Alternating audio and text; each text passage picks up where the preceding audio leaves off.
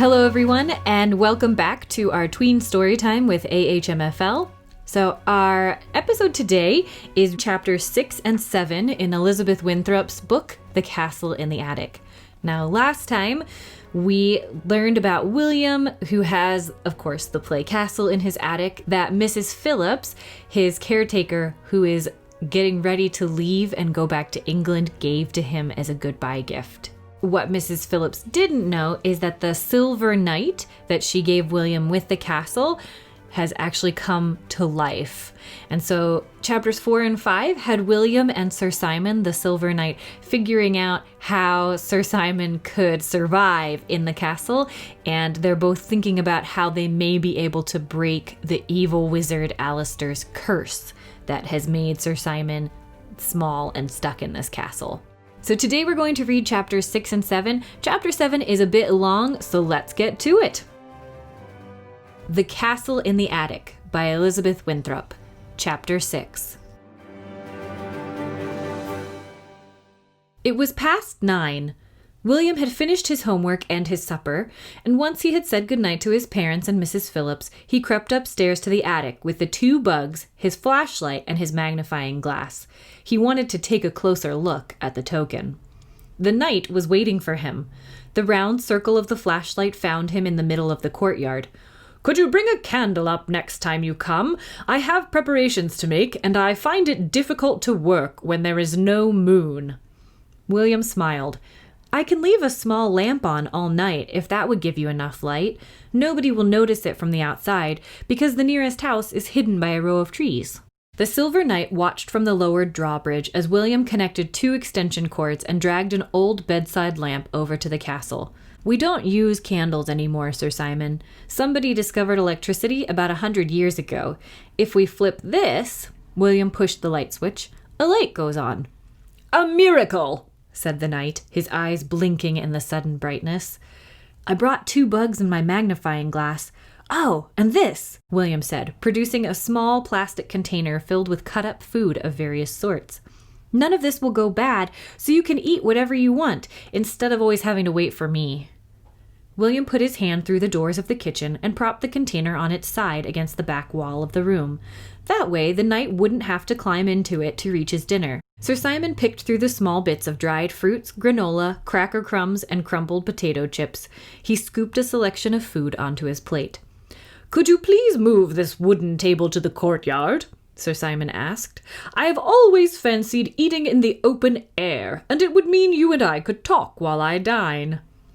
The knight stood out of the way in the corner of the kitchen as William arranged the table and 2 benches in the middle of the courtyard. Sir Simon settled down to eat. "I do not mean to be critical, my lord, but I do long for a good slice of venison and a tankard of dark ale." "We have deer in the woods, Sir Simon, but I don't think I'd be too good at shooting them," William said with a smile. "While you're eating, could I see the token again? I'd like to take a closer look at it under my magnifying glass." The little knight produced the token from his pouch and handed it over. Holding the medallion carefully in his palm, William moved close to the light to look at it. The head of Janus was clearly carved in the metal, and the leer on his face looked evil under the magnifying glass. William handed it back. "Was Janus smiling on the other side of the token?" he asked as he got out his box of bugs. "I doubt he was smiling, but, as I recall, the expression was a friendly one," Sir Simon said, making room on the table. William lifted the top of the box and peered in at the 2 bugs. "Well, they're still alive," he announced. "Are you ready? They're quite big. If they come out of the box quickly, they might knock you over." Simon looked mildly alarmed. "What word are you going to use this time?" William asked. "Janus," said Sir Simon. "It seems the most obvious one." He stood at the ready with the broken token holed out in front of him. William tipped the gray creatures out onto the table. They moved away sluggishly at first, unused to their new freedom. William glanced at the knight. When he looked back at the table, the sowbugs were gone. "What happened?" he cried. The knight pointed at the floor where 2 specks of black pepper seemed to be moving about by the table legs. "They reached the edge of the table just as I said Janus," Sir Simon exclaimed. "We have found the word that makes the token work." He walked over and speared both beetles cleanly with his dagger before William could stop him. "Why did you do that?" William cried. The knight popped them in his mouth and chewed thoughtfully. Not bad. A little dry, but tasty." He wagged his finger at William. "They would never have survived this world at their size anyway. You are too squeamish for your own good, young William. And now, if you will help me clear away the food, I shall return to my training exercises," the knight announced. "The armory is well equipped in this castle. I have found quite an adequate sword to replace the one I left behind." "What are you training for?" William asked as he put the table back in the kitchen. "For my return," Sir Simon said. "I shall be going back to reclaim my kingdom from Alistair." He seemed so sure of himself that William was reluctant to tell him it was impossible. "How do you plan to get back there?" he asked quietly. "It will happen when everything is in place. There is a riddle written over the front door of the castle, young William," the knight explained. "You would do well to read it." William lay down on the floor so that his eyes were level with the arched double doors of the entrance. Peering through his magnifying glass, he read the words with the lamp tipped toward them. "When the lady doth ply her needle, and the lord his sword doth test, then the squire shall cross the drawbridge, and the time will be right for a quest." "But who is the lady and who is the squire?" The knight shrugged. "We shall find out in due course. Until then, I shall prepare myself." "Is it okay if I watch?" William asked. The knight didn't reply. He stood in the stable yard, his sword at the ready, advancing on an imaginary target. With a roar, he made a thrust, first to the left and then to the right, ducking and weaving all the time to avoid the blows of his adversary. William watched in silence. He could see that the knight was quite agile and a powerful swordsman. But what good would that do against Alistair's magic powers? William wondered. At the bottom of the attic steps, the door opened and the overhead light went on suddenly. Sir Simon ran for his hiding place in the stable. William froze. The face that appeared at the top of the steps was his father's. "It's 10:30, William," his father said. "I thought you went to bed hours ago." "I couldn't sleep, so I came to play with the castle," William said, getting up. His father looked around. "I haven't been in the attic for years," he said. "I suppose we should clean this place out sometime. It's a terrible fire hazard." "You say that every year, Dad," William said, edging toward the steps. But his father didn't get the hint. "It's quite a remarkable castle, isn't it?" he said. "I had to help Mrs. Phillips carry it upstairs on Monday morning. She told me she was giving it to you to keep." "That's right," William said. "Show me how it works," his father said, getting down on his hands and knees. William showed him the drawbridge and the portcullis, and then took him on a tour of the bedroom wing, staying as far as possible from the stable. But his father wanted to see it all. "What's over on that side?" he asked, poking open the kitchen door. "That's the kitchen," William said. "Look at that fireplace. It even has a roasting spit." "It does?" William hadn't noticed that before. His father's eyes wandered toward the knight's hiding place. "That's just the stable, Dad," William said loudly. "Nothing in there to see." "Why, look, there's something lying here on the floor," said his father, picking up the silver knight's shield. He handed it to William. Some brave soldier on the run must have dropped it. Before William could answer, there was a sound downstairs. "William, are you up there?" It was his mother's voice. He groaned. This was turning into a party. "We're coming down," his father called quickly. "Be right there." He grinned at William. "We've got to raise the drawbridge and lower the portcullis. Can't leave the castle defenseless." William nodded. He hadn't seen his father this excited about something in a long time. "You realize this castle is missing a very important part of its defenses." "Is it?" William asked. "The moat. It needs a moat. I'll make one out of wood in the wood shop. I'll come up next week and measure for it." "Great, Dad," William said. He wasn't going to get his hopes up. His father had lots of enthusiasm at the beginning of projects, but somehow they never got finished. "I guess we'd better go down." He put the thumbnail-sized shield back on the table in the great hall. His father leaned over and turned off the small lamp. "Guess we don't need this anymore." William hesitated. "I'd like to leave it on," he said, "just in case." His father looked at him. In case of what? Oh, nothing, William said as he started down the stairs. I was just kidding. Chapter 7. The image of the token nibbled around the edges of William's mind for a couple of days. He kept thinking about it. On Friday afternoon, when he went up to the attic, he found Sir Simon had zapped a mouse with it. The knight was standing over the small dead body, cleaning the blade of his dagger. "Where did he come from?" William asked. "I think he smelled the food in the kitchen. I must say, it does look like the kind of thing a mouse would eat," Sir Simon said scornfully. "Anyway, I cornered him in the great hall and pointed the token at him from a safe position behind the chapel door. Could you bring me a fire stick from your hearth when you come next?"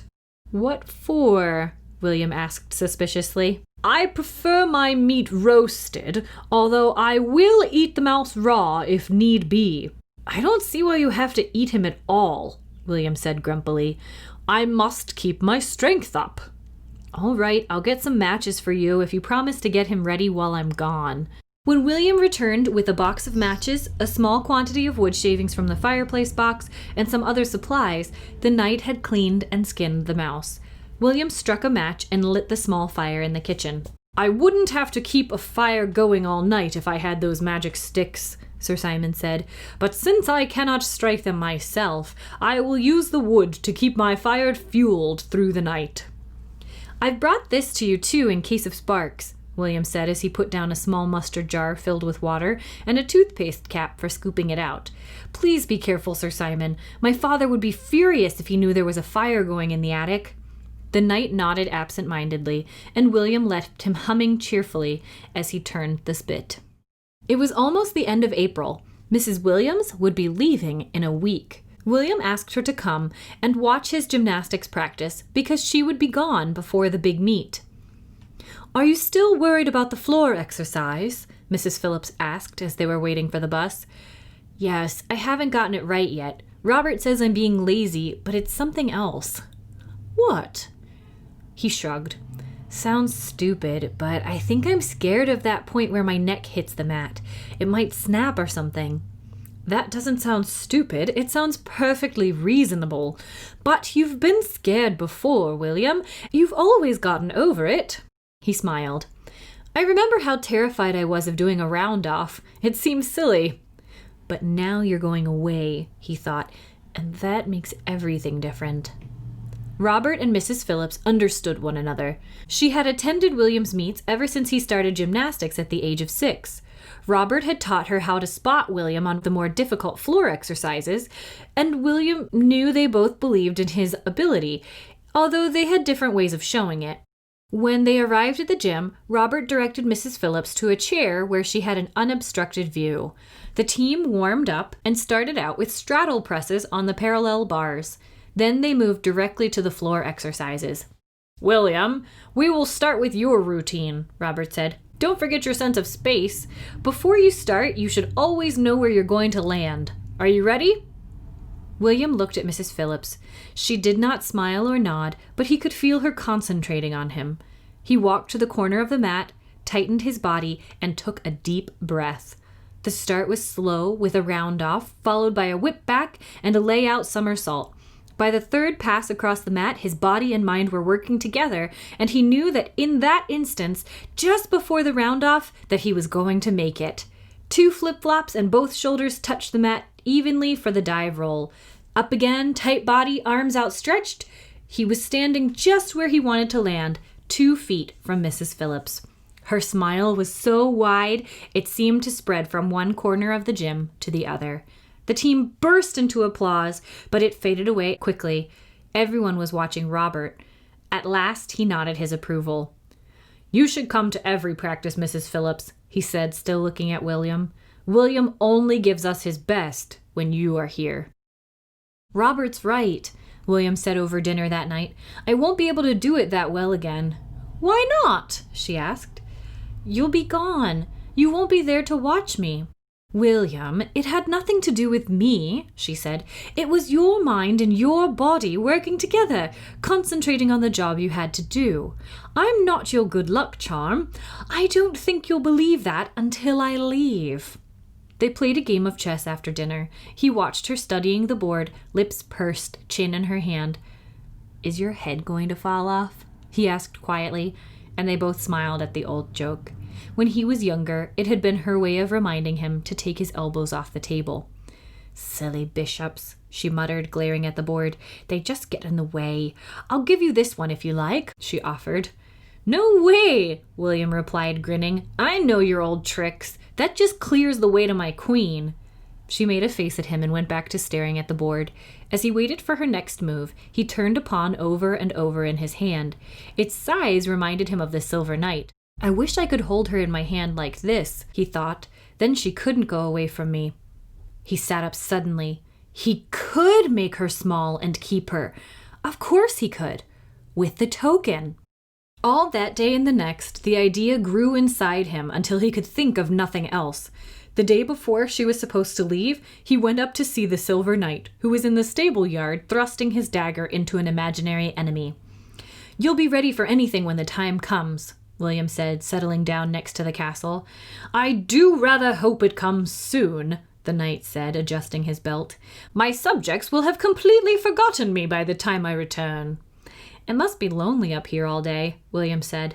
It's too bad I can't visit more often. Yes, and a bit of female companionship would not be unwelcome, the knight said. A lord needs a lady, William.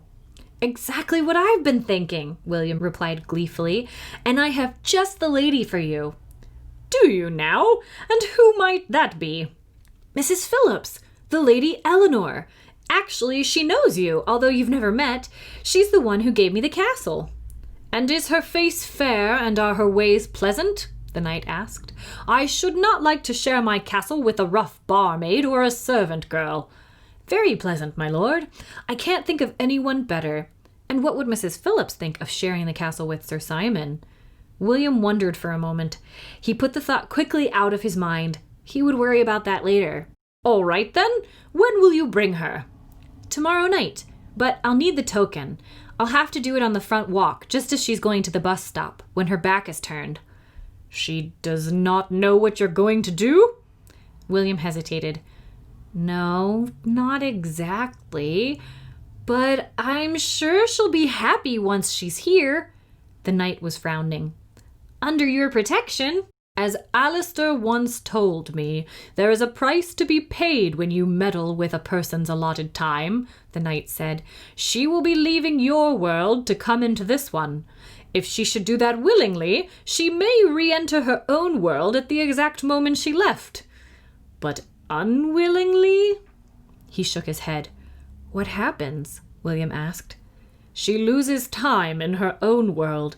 Perhaps you could warn her first, the knight suggested hopefully. Tell her what a strong and honest man I am. I will protect her from any harm. William's head was whirling. Maybe he should have thought harder about this plan. But there was no time. She was leaving tomorrow. At last he had what he had wanted all along, the power to keep her with him. He must not let anything change that. I'll convince her, William said firmly. But I want you to come too. I have a special belt pack I use for long bicycle trips. I can carry you downstairs in that. Be ready for me tomorrow afternoon. She's planning to take the 4:30 bus. That night, William sat with Mrs. Phillips while she packed her bag. I hate goodbyes, she muttered as she folded layers of tissue paper between her clothes. Don't forget this, William said, handing her the photograph from the bureau. She took it from him with a smile and placed it between the folds of a skirt. You haven't been fighting to keep me here as hot as I expected, she said. That's a good sign. I haven't given up yet, William said. Can you sit on this suitcase for me, William?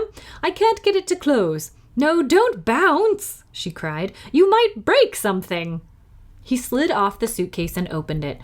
What's in here? He asked, lifting off the top layers of clothes. At the bottom, he found a green wooden box, which he took out and put on the bed. I made this for you in woodworking last year. I didn't know you still had it, he said quietly, running a finger along the piano hinge that had been so hard to set in straight. I keep my secret things in it, Mrs. Phillips said. But William wasn't listening. He was thinking, wouldn't you like to stay with us forever? Live in a castle with a knight? Never leave? What are you thinking about? She asked. Please don't go, he said one more time. She put her arms around him and crushed him in one quick hug. I'm not really leaving, you know. I will always be with you in spirit. That's not enough, he cried. He left the room before either of them could say more. After breakfast the next morning, William stood awkwardly near the back door while his parents said goodbye to Mrs. Phillips. The grown-ups were all trying hard not to cry, and it made their voices deep and brusque. Please write to us once you get to England, said William's mother. We want to hear all about your life there. You come back and visit us, Mrs. Phillips, said Mr. Lawrence. He leaned over and gave her a peck on the cheek. Mrs. Lawrence and Mrs. Phillips hugged each other for a long time. William could see the tears running down his mother's cheeks, and he looked away. Mrs. Phillips stood at the door and waved them away in the car as if they were little children leaving for school. When she turned back, she noticed him still standing in the corner. You'll be late, William. He nodded but didn't move. Go on now, she said. No, I haven't changed my mind, and I'm not going to. Don't you see I can't turn back now? She pleaded. Then don't blame me for what happens, he said as he left. Sir Simon was waiting for William when he climbed up the stairs after school. He could see the small man's body pacing up and down along the wall walk. This school of yours takes up entirely too much of your time, the knight exploded as soon as William was in earshot. When I was a youth, I went to school 2 mornings a week for some few hours only. There were, after all, more important matters to attend to, he added, glaring at William. Despite his worries about what was going to happen in the next hour, William had to laugh. I agree with you completely, Sir Simon, but I don't think my school does. Are you ready to go? Ready? Except for 6 turns around the courtyard and a quick lunch of mouse legs, I have done nothing but stand here attending upon your lordship.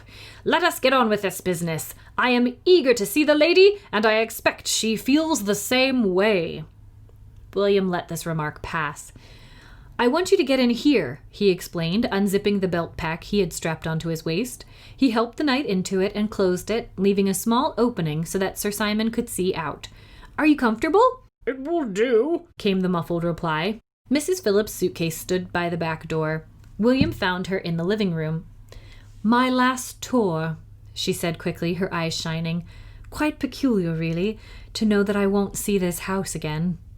You could come back for a visit, William said. It would be too hard. Certain places you must never return to. She took her dark blue raincoat out of the front hall closet and walked through the kitchen, William trailing along behind. He could hear faint exclamations of surprise from the belt pack, but he ignored them. I suppose I had better get out front or the bus will leave me, she said. I'll take your suitcase, he said, twisting around the kitchen table ahead of her. As he leaned over, he whispered, Get the token ready, Sir Simon. Do it as she's walking up the path, but make sure you wait until I'm out of the way. Mrs. Phillips slipped her arm through William's, and they started up the front walk side by side, William slightly bent over with the weight of her suitcase. You know how I hate goodbyes, she said, so I don't want you to wait for the bus. You must write to me. I'll be leaving for England in a couple of weeks after I pack my apartment. I'll let you know my address when I get there. Remember, you will do well in life because of who you are inside here, she said, giving him a thump on the chest. A brave but gentle person. Keep your toes pointed and your body tight for the back handsprings. Believe in yourself.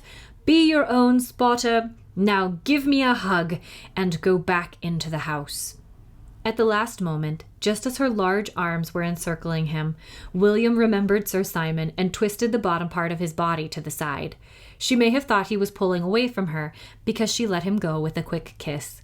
In that awkward moment, he wanted to say, You're not really leaving, so this hug doesn't matter so much. But of course, he said nothing, and she took her suitcase and walked stiffly up the path. Forgetting that this wasn't really the end, he stood without moving, imprinting her on his brain. And then she was gone. Completely gone. The token had done its work.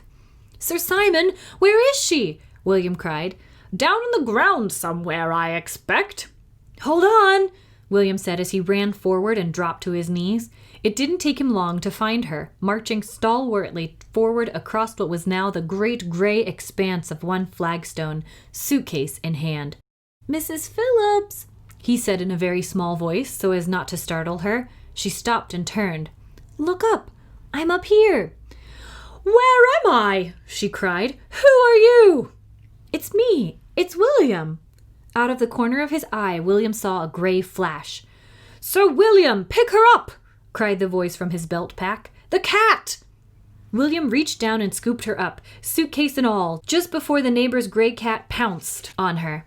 Very gently, he lowered her into the belt pack next to Sir Simon. "You explain everything to her," he said to the knight. "I want to get you both back up to the attic before anything else happens." So, did you expect the token to work on living things? And did you guess that William would use it on Mrs. Phillips? What do you think is going to happen next? Do you think Mrs. Phillips will be glad to stay in the castle like William's hoping? Or will she have a very different reaction? Share your predictions with us in the comments, or share your favorite part of the story so far to receive a secret code worth 30 bonus points for our summer reading program. And don't forget that you can catch our past episodes and our other Tween Storytime episodes by subscribing to our YouTube page. Just search for Alexander Hamilton Memorial Free Library. So thanks for joining us today in another Tween Storytime episode. We hope that we'll see you next week as we continue with The Castle in the Attic, chapters 8 and 9.